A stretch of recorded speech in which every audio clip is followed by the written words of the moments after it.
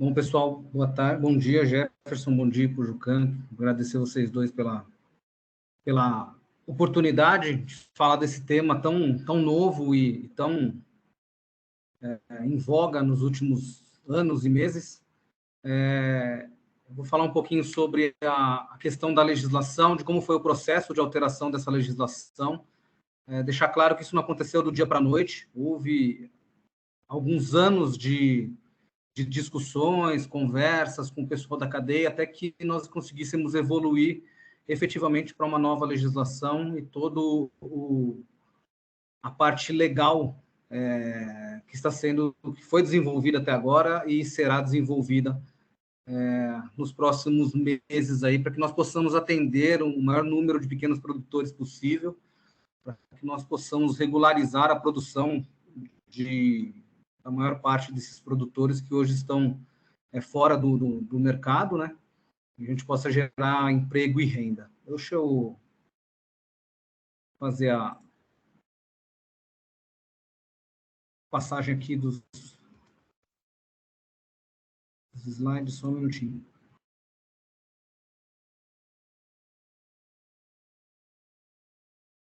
Bom, se não estiverem vendo, você, por favor, me dê um retorno aí. Tá perfeito.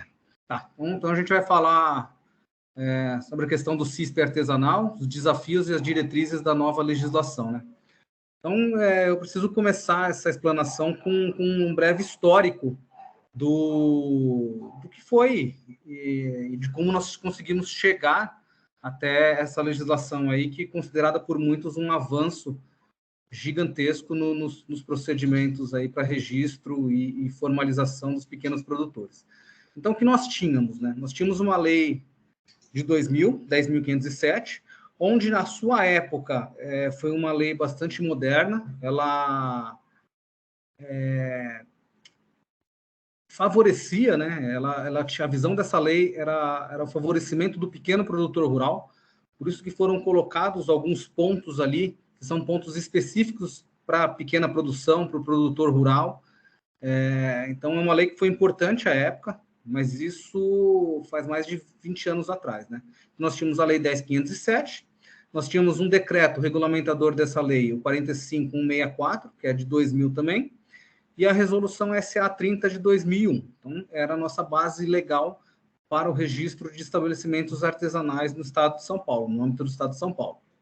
Mais recentemente, com o advento do selo arte, que foi promulgado pela legislação federal, a Lei 13.680 de 2018, nós temos, no âmbito do Estado, a Resolução SA 56, de 2019, e a Portaria CDA número 1, de 2020, que são legislações específicas para a contemplação do selo arte para os produtos fabricados, produzidos por indústrias registradas sob a lei do CISP artesanal. Isso a Marina colocou de forma bem clara a diferença entre selo arte, CISB, SIM, CIF, CISP. Então, com o advento do selo arte pela lei federal, nós alteramos a nossa legislação, modernizamos a nossa legislação e promulgamos a Resolução 56 e a Portaria número 1, onde, como a lei federal fala que a concessão do selo arte é de competência do Estado, nós, em 2019, achamos por bem conceder o selo arte apenas para estabelecimentos registrados sob a lei do Estado artesanal. É importante colocar que alguns outros estados, eles contemplam estabelecimentos registrados no município para a concessão do selo arte. Então, essa resolução e essa portaria são legislações que nós estamos estudando para que nós façamos uma alteração, para que possibilite, de acordo com a normativa legal do Ministério, que estabelecimentos registrados no serviço municipal possam solicitar o uso do selo arte em seus produtos. Mas é uma legislação que ainda precisa ser revista, ela ainda continua como originalmente foi proposta. Então, deixar claro, como a Marina colocou, que só estabelecimentos registrados sob a lei do CISP artesanal podem pleitear o uso do selo arte. Hoje nós temos, recentemente, até ontem, foi concedido algumas autorizações para produtos com selo arte, e hoje nós temos 68, se eu não me engano, produtos de estabelecimento de 7 empresas registradas no CISP, que, como artesanal, que utilizam o selo arte em seus produtos. Então, a ideia é que isso aumente cada vez mais, possibilitando uma ampliação do mercado para as empresas de pequeno porte. Então, nós tínhamos essa legislação, e essa legislação, como todos sabem, tinha alguns entraves, alguns gargalos. Então, aqui eu vou elencar os principais gargalos que sempre foram motivos de reclamação da cadeia produtiva.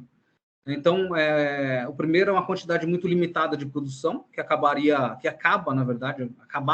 vou colocar no passado, no tempo certo, acabava inviabilizando a produção. Então, só para colocar aqui, eram 130 quilos de carne por dia como matéria-prima para estabelecimentos manipuladores de produtos de carne, produtos cárneos, até 300 litros de leite diários como matéria-prima para produtos lácteos, 100 quilos diários de pescados, moluscos, crustáceos para matéria-prima de produtos oriundos do pescado, até 150 dúzias diárias de ovos como matéria-prima para produtos oriundos de ovos e até 3.000 quilogramas por ano para mel e produtos da colmeia. E nós verificamos qual foi o objetivo primeiro da lei. É retirar isso da lei, porque a lei ela trava bastante qualquer alteração. Então, nós retiramos esse artigo da lei. Isso foi tratado no decreto e foi amplamente discutido com o pessoal da cadeia para que nós chegássemos a um número que atendesse o pequeno produtor, que fosse viável a sua produção. Um outro item que não era tão claro assim na lei antiga, e nós deixamos claro nessa nova legislação, é a utilização de leite cru para a produção de queijos, né? Isso ainda vai ser definido nas normativas futuras, mas isso ele está mais claro na lei, a possibilidade da utilização de leite cru para a produção de queijos, desde que você siga o regramento dos regulamentos técnicos, os processos de maturação, o tempo de maturação, a sanidade do rebanho, de onde vem essa matéria-prima, enfim, são pontos que nós ainda vamos colocar de forma mais clara, isso nas futuras regulamentações. E um outro ponto é a obrigatoriedade de ser em área rural e produzir pelo menos 50% da matéria-prima. Então, na Lei 10.507, o produtor ele deveria ser obrigatoriamente produtor rural, e obrigatoriamente teria que produzir pelo menos 50% da matéria-prima que ele vai utilizar. Então, um exemplo do leite, se é um estabelecimento registrado com uma capacidade de manipulação de 300 litros por dia, o dono do estabelecimento ele tinha que ter as suas vaquinhas, produzir pelo menos 150 litros, e o restante ele poderia pegar de terceiro. Esse ponto também acaba por inviabilizar a produção da charcutaria artesanal. Então, inviabilizava alguns pequenos produtores que não são produtores rurais. Então, nós tiramos essa obrigatoriedade da legislação com o objetivo de estimular a produção artesanal em todos os tipos de locais, né? Seja urbano ou rural. Então, esses foram os principais pontos, sempre foram reclamações do pessoal da cadeia, e sempre nas reuniões que nós realizávamos, o pessoal batia na tecla desses pontos que compete especificamente à lei. Alguns outros pontos que compete à regulamentação da lei também eram motivos de crítica, de solicitações para alteração, e aí nós vamos tratar agora nas próximas etapas desse complexo legal que nós estamos construindo.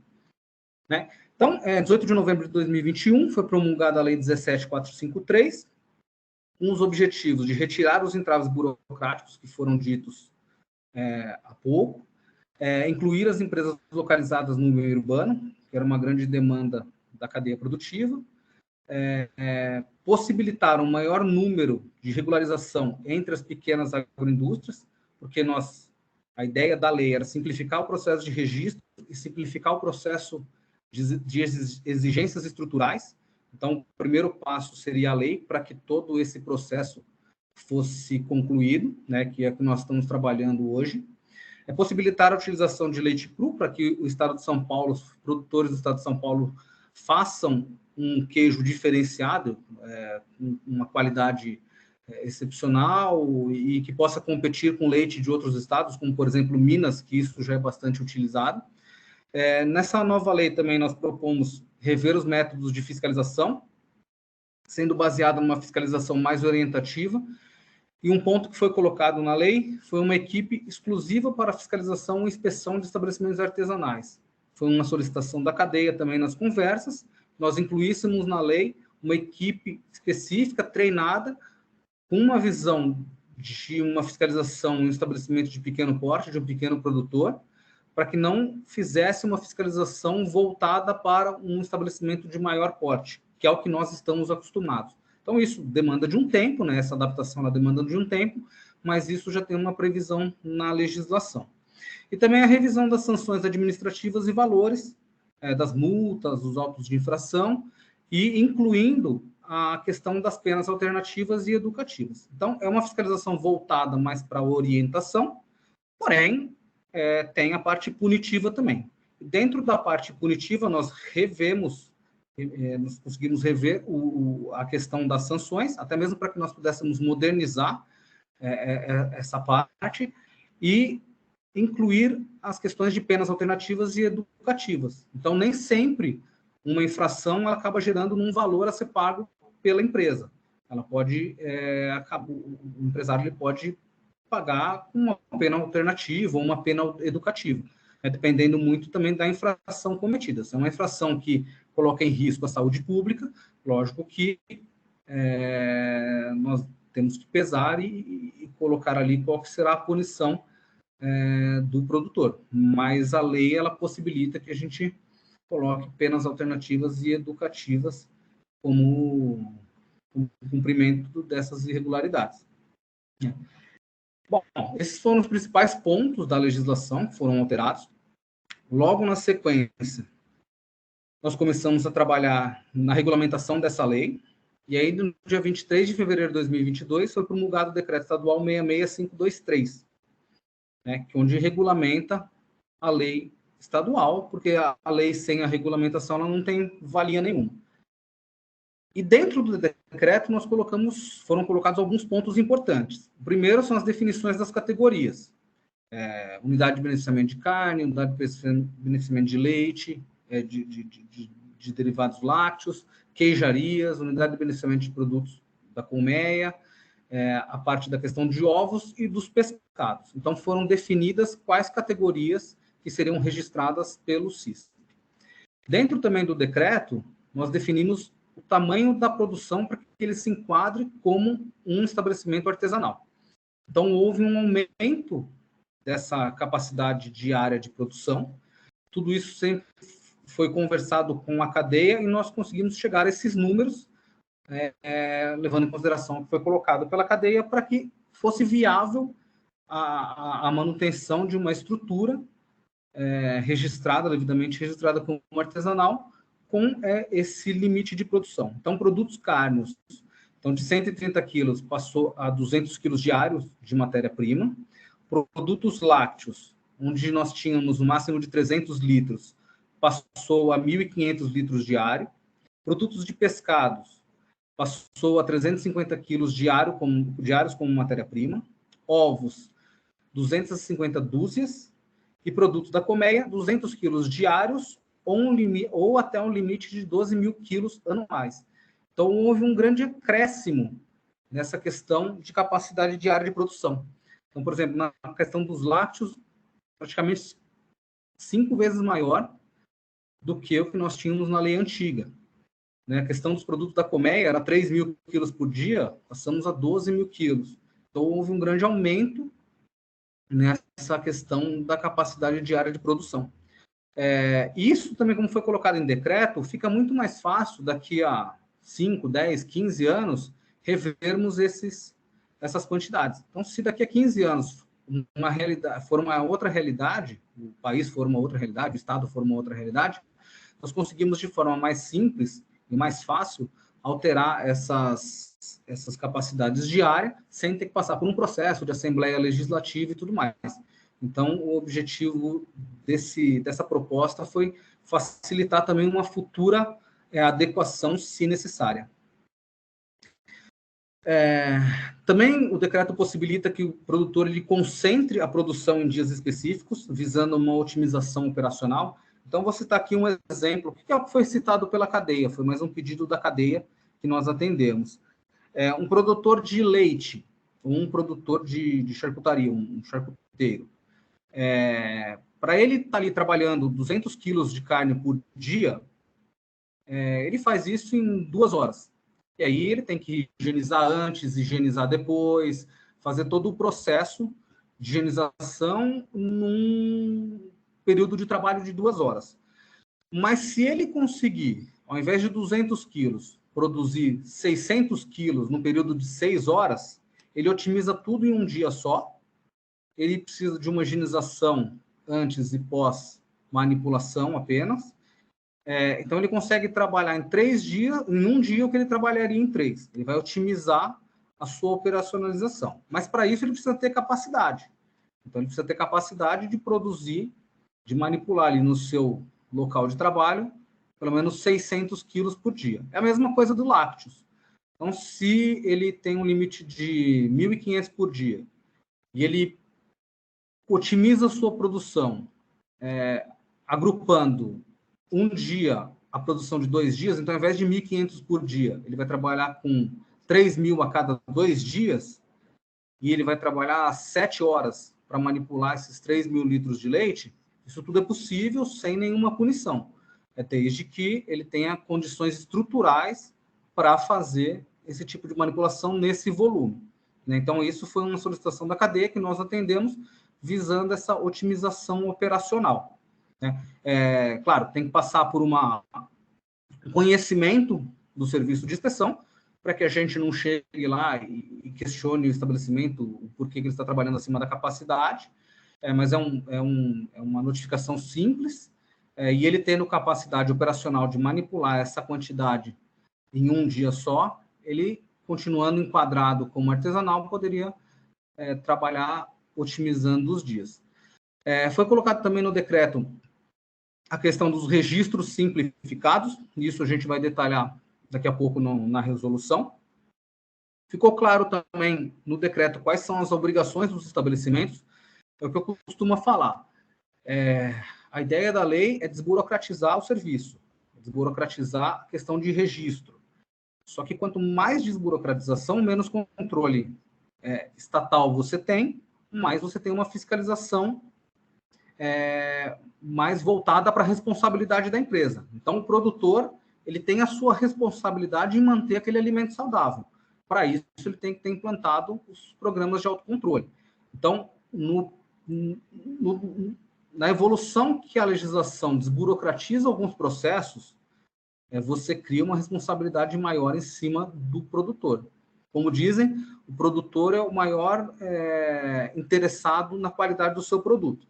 Então, ele tem que provar para o serviço e para a população que vai consumir que aquele produto está sendo elaborado de uma forma saudável e segura. Então, os estabelecimentos eles têm cada vez mais responsabilidades. A questão dos programas de autocontrole eles devem ser cumpridos, a análise dos produtos acabados também devem ser cumpridas, a análise da sua matéria-prima também deve ser cumprida, e isso tudo deve ter os devidos registros. Então, é o que eu falei, quanto maior a desburocratização, mais responsabilidade para o empresário. E aí nós temos que trabalhar nessa. Ela regulamenta a equipe de inspeção e fiscalização que eu citei ali na proposição da lei, que foi colocada a proposição da lei. Então, isso também vai ser regulamentado posteriormente, requer um treinamento específico, isso demanda também um pouquinho de tempo. Então, é importante lembrar que nós estamos estruturando uma nova lei que é totalmente diferente da lei antiga.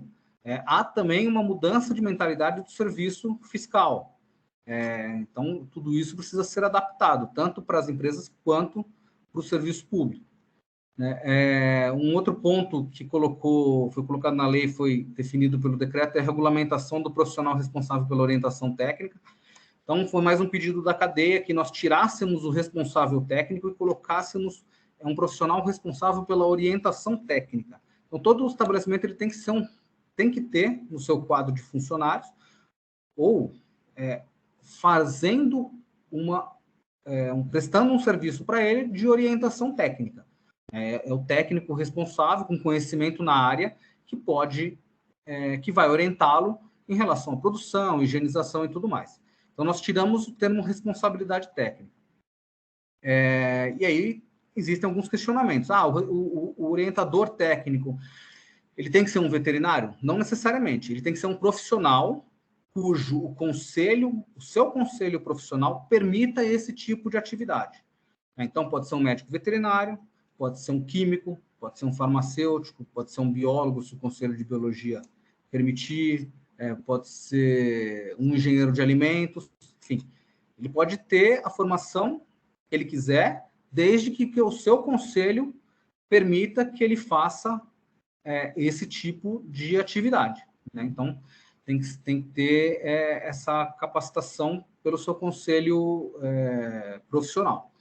Pode ser também um colega da CAT, pode ser um colega da prefeitura, um veterinário da prefeitura, enfim, pode ser qualquer pessoa, menos o que vai fiscalizar, lógico, mas qualquer pessoa, qualquer profissional que tenha capacitação para tal e aceite fazer essa orientação técnica para o estabelecimento. Ele pode ser privado ou ele pode ser um profissional vinculado a algum serviço público. Às vezes, uma prefeitura ela tem a sua Secretaria da Agricultura, ela tem um veterinário e um engenheiro de alimentos ali. E aí o veterinário ou engenheiro de alimentos vai prestar a sua orientação técnica para o estabelecimento de graça, pode ser também. Enfim, então, nós tiramos da legislação um responsável técnico. Vai ter que ter um orientador técnico, que é quem vai dar todas as instruções para que o estabelecimento siga os padrões legais, né? No decreto também nós definimos de forma bem clara os conceitos de fraude, fiscalização e alimentos impróprios para consumo. E nós regulamentamos também as penas alternativas. O que é? Dependendo da gravidade da infração, ele vai cumprir um curso de 20 horas de BPF. Então, o responsável legal vai ter que fazer um curso de 20 horas de procedimentos operacionais, para que ele tenha uma noção do que é uma indústria de alimentos, né? Então, isso também foi regulamentado em decreto. Então, houve um grande avanço em relação à lei anterior. E paralelamente à regulamentação, à publicação do decreto, nós também estávamos trabalhando nas resoluções. O que são as resoluções? As resoluções, elas são efetivamente o que vai acontecer dentro do processo de registro, processo estrutural e tudo mais.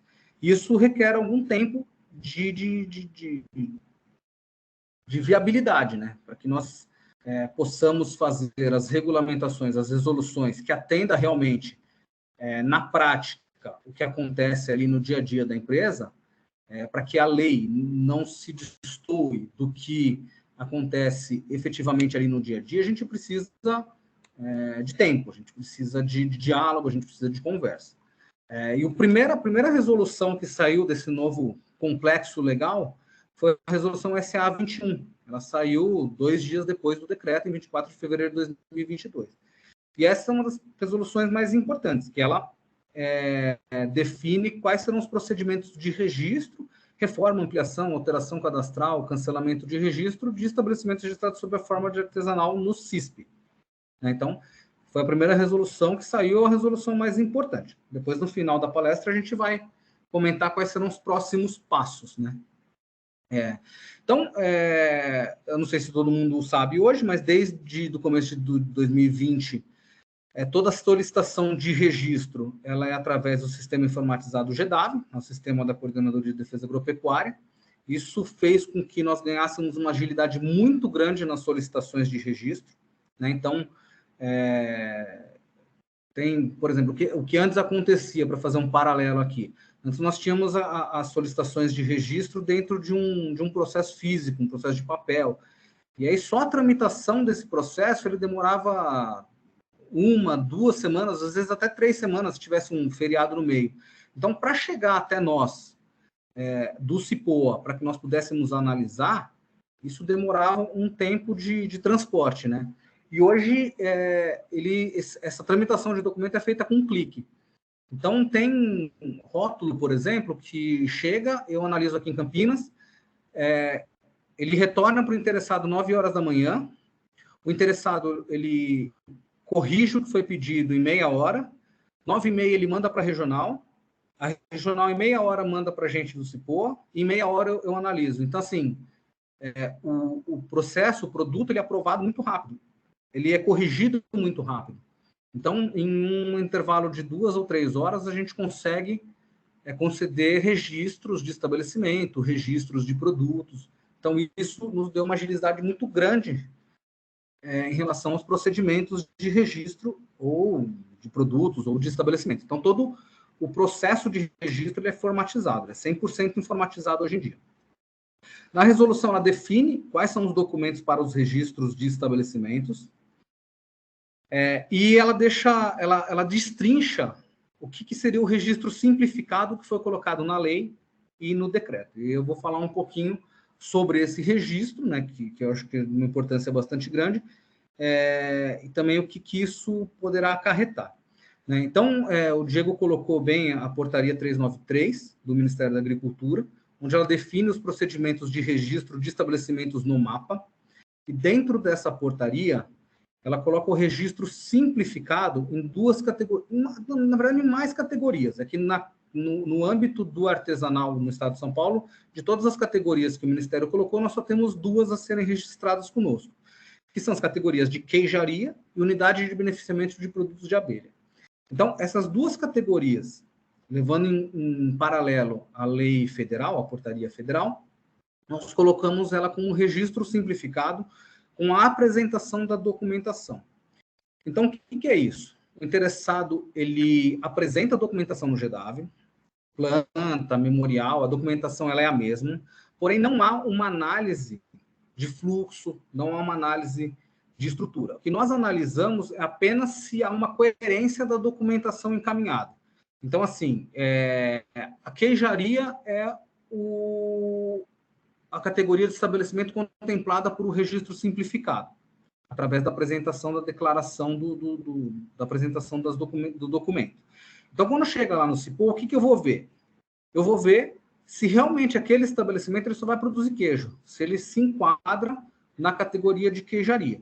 É isso e algumas outras coisas que eu vou ver. Se o nome do estabelecimento está certo, se não há nenhuma distorção na questão do preenchimento, mas não há uma análise do documento. A responsabilidade é da indústria, a responsabilidade da empresa. Então, nós tivemos já um caso, uma solicitação de um estabelecimento de unidade de beneficiamento de produtos da abelha, que solicitou já, depois de promulgado a lei, o decreto e a resolução.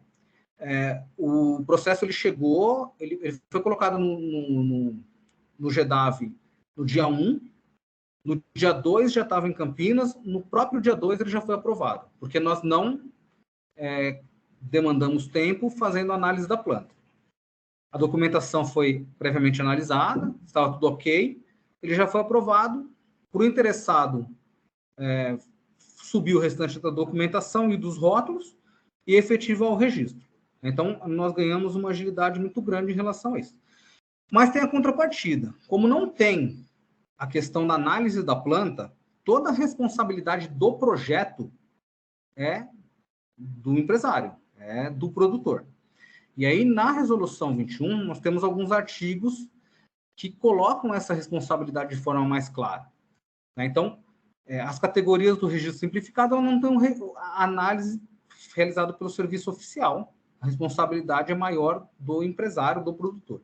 Então, tem um artigo 13, onde ele fala: o responsável legal pelo estabelecimento que prestar falsas informações ou que não atender os parâmetros definidos pela Coordenadoria de Defesa para o registro responderá civil e penalmente de acordo com o artigo 16 da Lei 17.453. Então, o que é isso? Se o estabelecimento ele coloca na planta, porque ele tem que apresentar a planta, ela só não vai ser analisada. Se ele coloca ali na planta, o estabelecimento ele tem 4 cômodos, utiliza tais equipamentos, e quando eu chegar lá na fiscalização, a planta que ele colocou no sistema for uma planta diferente da que existe lá, ele vai responder por essa falsa informação. A responsabilidade é dele. Então, nós estamos trabalhando nas regulamentações de estruturas.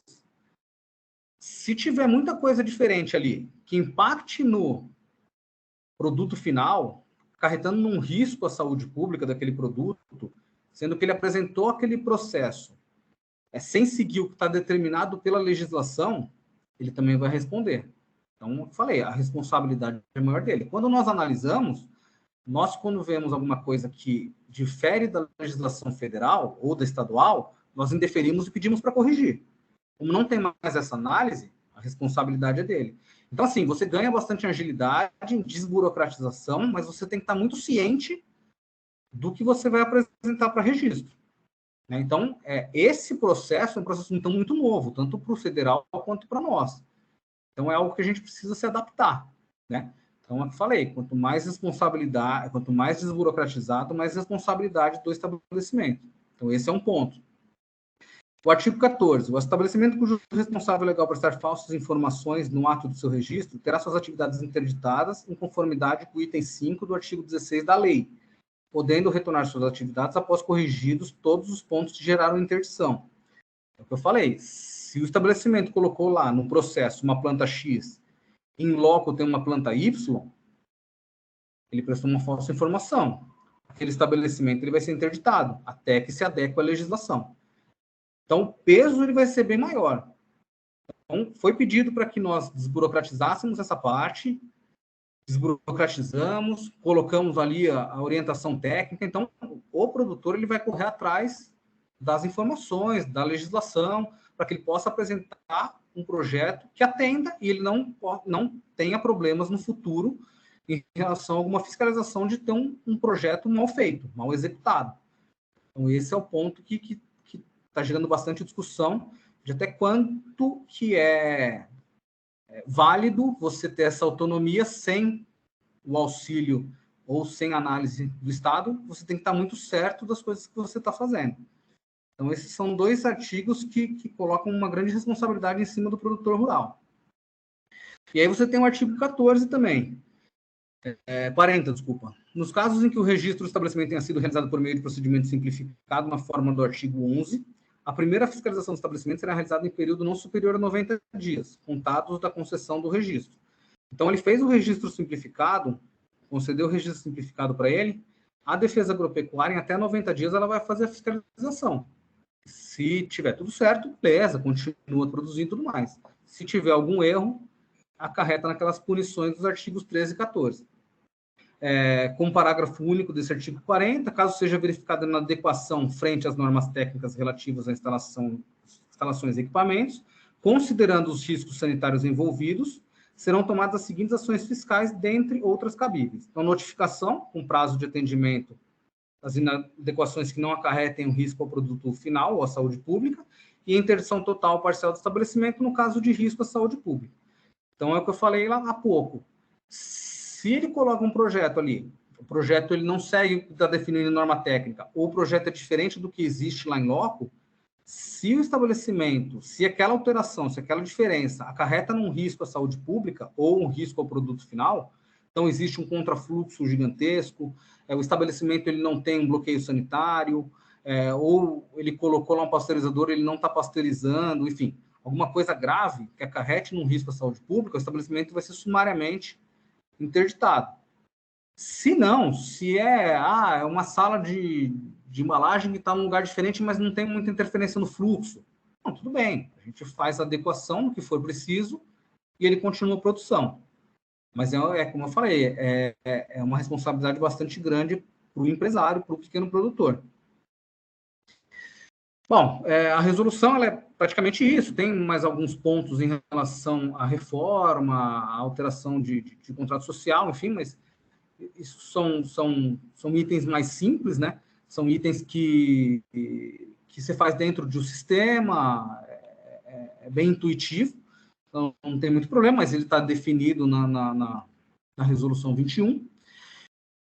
E tem o restante da regulamentação que a gente está brigando aí, tá no bom sentido, né, lógico, mas que está discutindo, que a gente já começou a discutir para que a gente possa fechar todo esse complexo legal e atender o setor produtivo. né? E nós estamos em processo de elaboração de novas resoluções, em substituição da resolução SA-30, que define lá os procedimentos de registro e as estruturas físicas dos estabelecimentos. Todas essas resoluções, nós contamos com a participação da cadeia na construção dessas resoluções, porque é o que eu falei, não adianta nada a gente elaborar um ato normativo que vai de encontro com o que acontece no dia a dia, né? O que acontece no dia a dia da produção ali. Então, a gente precisa do feedback, do retorno e da participação das cadeias produtivas. O que nós temos hoje em andamento já é uma resolução das estruturas de estabelecimentos lácteos. A gente já está num processo de discussão com a cadeia. E os próximos passos são as resoluções das outras estruturas, né, de estabelecimentos de carne, de estabelecimentos de mel, de pescados, de ovos, para que nós tenhamos um complexo legal robusto e que, no momento de realizar o registro do seu estabelecimento, ele siga essa legislação de forma clara e não tenha problema, principalmente no que tange ao registro simplificado, né? Então, esses são os próximos passos aí que nós estamos tomando. Eu acho que essa parte é a parte mais demorada. Não adianta nós realizarmos elaborarmos essas resoluções de uma maneira corrida, com pressa, porque a gente acaba não atendendo o que é necessário realmente, né? Então, é algo que talvez demande um pouco mais de tempo, tá? É necessário que demande um pouco mais de tempo, né? Na elaboração da lei, do decreto, nós tivemos grandes embates, cada um quer puxar para um lado, tal, e a gente entende que saiu da melhor forma possível. Todas as discussões que houveram, e todo mundo foi ouvido de certa forma. Então, a gente entende que nós conseguimos uma base legal bastante interessante. E nós precisamos levar isso também para as resoluções, que é a outra parte bastante importante, se não a mais importante de todo esse apanhado legal. Bom, pessoal, era isso que eu tinha para falar.